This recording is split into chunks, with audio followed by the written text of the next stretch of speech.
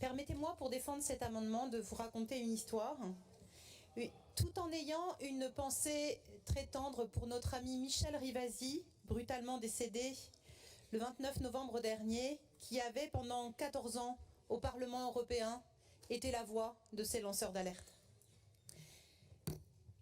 Un peu avant l'exode urbain consécutif à la pandémie du Covid, Alice et Mathieu ont décidé de prendre la tangente, de quitter la grande métropole pour aller s'installer dans le sud de la Charente-Maritime, privilégier la qualité de vie et reconnecter la famille avec la nature. Alice et Mathieu ont fait de brillantes études à Bordeaux et Paris et ont rejoint des postes à responsabilité dans des entreprises de renom. Lui dans l'énergie atomique et elle comme dessinatrice dans l'industrie automobile. Avec l'agrandissement de la famille en 2019, ils investissent dans une belle demeure à la sortie d'un village d'à peine 900 habitants. Tous les jours, ils bénissent le choix qu'ils ont fait pour leur santé et celle de leurs enfants.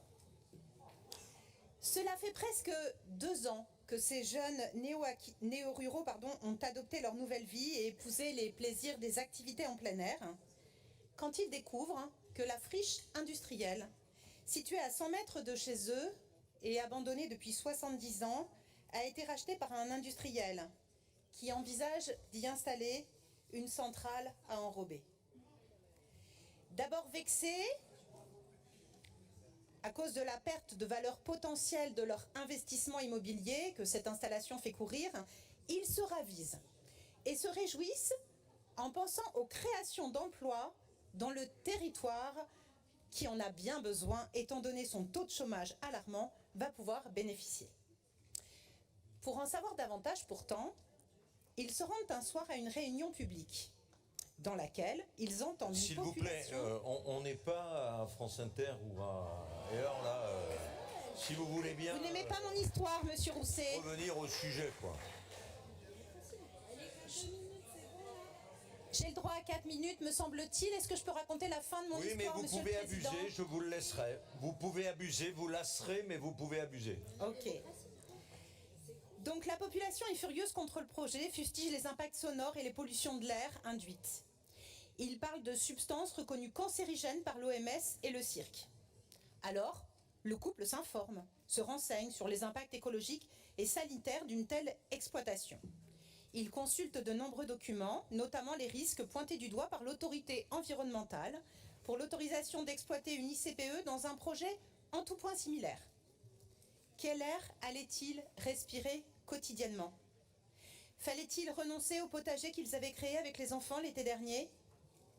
Qu'en était-il des animaux sauvages en proximité, comme la famille d'écureuils qui avait pris l'habitude de leur rendre visite ? Qu'en était-il des risques d'incendie et d'explosion ?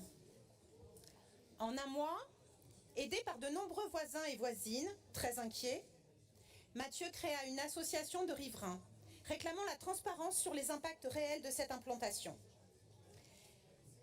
Dans l'attente de préparer un recours en justice, il lança une pétition pour dénoncer la présence probable Il vous reste de dioxyde de soufre, d'oxyde d'azote, de monoxyde de carbone, de métaux lourds, arsenic, plomb, hydrocarbures aromatiques polycycliques, de benzène dans les fumées émises.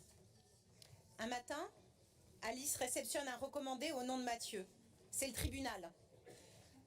Pourtant, le recours est toujours en phase d'écriture et n'est pas déposé.